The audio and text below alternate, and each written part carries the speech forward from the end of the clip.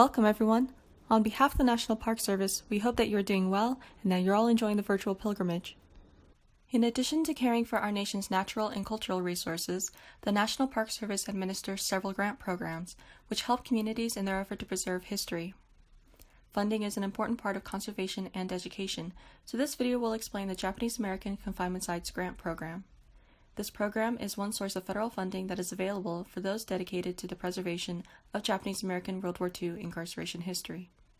The Heart Mountain Interpretive Center is one project that was funded by this program. This first image shows dignitaries and camp survivors at the Interpretive Center's opening. And here we have the Interpretive Center itself, which was designed to look like barracks from the camp. This presentation is the first of 3 installments that will focus on the Japanese American Confinement Sites grant program, also known as the JACS grant program. In this video, we will cover the origins, establishment, and purpose of the program. Federal involvement in preserving the history of World War II Japanese American incarceration began with the community itself. For decades, Japanese Americans campaigned for government redress, launching a tidal wave of change. In 1988, President Ronald Reagan signed the Civil Liberties Act, offering an official apology and $20,000 in reparations to living survivors of World War II incarceration. Some of these reparation checks were put toward grassroots movements to preserve what remained of the confinement sites and the community stories. This image shows people gathered around the Soul Consoling Tower at a Manzanar pilgrimage. The National Park Service first joined these efforts in the mid-1980s when it began identifying significant sites. In 1992, its role was formally recognized when Manzanar National Historic Site became a National Park unit. Other milestones followed with the addition of Minidoka, Tule Lake, and other sites to the park system, as well as the establishment of the JACS grant program. In this picture, camp survivors are cutting the ribbon for the opening of a new visitor contact station at Minidoka National Historic Site. The JACS grant program was established under Public Law 109441, which President George W. Bush signed in 2006. This law authorized the National Park Service to create a $38 million grant program to identify, collect, and preserve artifacts and historic sites, and to share stories related to the Japanese American incarceration. This image here shows a grant-funded archaeological dig at the former Kuski internment camp in Idaho. These next 2 pictures show NPS employees giving presentations on the JACS grant program and community members providing feedback in their discussions. In order to identify top priorities for the program, the National Park Service contacted more than 12,000 people and organizations in 19 cities across the country throughout 2007. Based on this input, guidelines for the program were developed and consolidated into a report, which was submitted to Congress in 2008.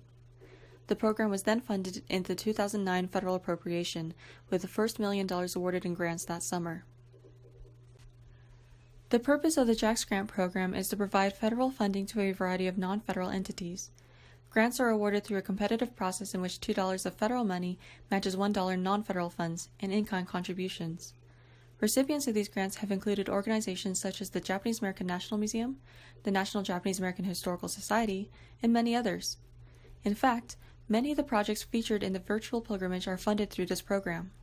The 50 Objects, 50 Stories project shown here is a digital collection of artifacts that will be showcased every Monday for the virtual pilgrimage. Not all of the confinement sites can be preserved and managed by the National Park Service. However, through the grants program, community organizations have the support they need to preserve and interpret more than 50 sites and countless stories associated with World War II incarceration. This artwork here shows an internment camp in Santa Fe, New Mexico. It was featured in a project called Confinement in the Land of Enchantment. Research from this project will be featured in Week 5 of the pilgrimage. So what exactly does the JACS grant program do? As established in the legislation and the program guidelines, the program funds projects in the following 7 categories. The first is real property acquisition, specifically for Jerome, Rower, Topaz, and Honouliuli. This image shows the historic Topaz Relocation Center. The second category is documentation projects, which involve the identification, research, and evaluation of confinement sites through archaeological surveys. For example, in 2015, the Japanese Cultural Center of Hawaii did archaeological fieldwork to map sites in Hawaii and gathered geographical information system data. Here we have an image of historic Honouliuli, which is both an internment camp for Japanese Americans and a POW camp during World War II. Honouliuli was one of the sites surveyed in the 2015 project. The third category is for interpretation and education projects. These projects include wayside exhibits and curricula for schools. This picture shows one of the teacher training workshops held by Densho in 2011. In 2016, the Tuna Canyon Detention Station Coalition produced a traveling exhibit, as shown in this image. This project is called Only the Oaks Remain and can be viewed in the Week 2 schedule of the virtual pilgrimage.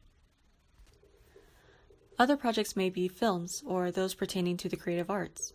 This year, the Japanese American Memorial Pilgrimages had a grant to document the pilgrimages over the summer.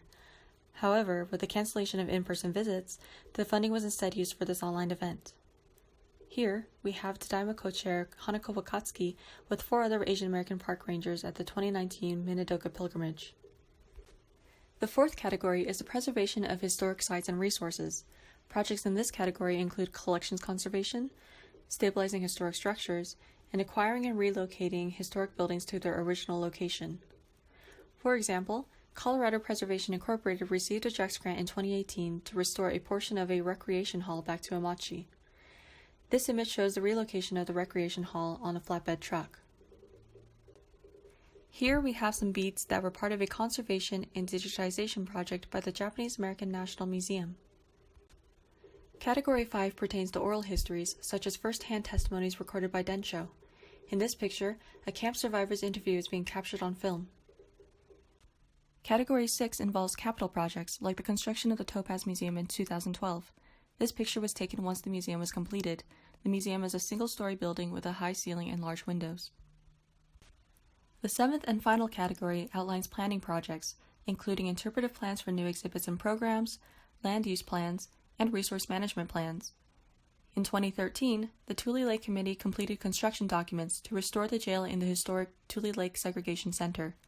This image shows what the interior of the jail looks like today. This graffiti inside the jail reads, "Show me the way to go to home." In addition to fitting into these categories, proposed projects must also be connected to one or more of the confinement sites listed in the NPS publication Confinement and Ethnicity. In this picture, we have the brick-faced exterior of the Jerome Rower Interpretive Museum. JACS funding helped restore this former railroad depot to be used as the museum. And here we have a couple pictures of the space inside. You may notice a replica of the barbed wire fencing along the top of the walls. The exhibit on the right mimics a living space at the camps. Incarcerees would hang up army blankets for privacy. Over the past 12 years, the Park Service has provided over $32 million in grants to fund hundreds of projects. The most recent grants were awarded in April of this year. This map shows the amount of funding provided in each state between 2009 and 2020.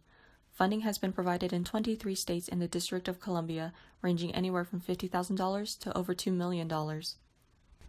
This map shows many of the different confinement sites across the country that detain Japanese Americans.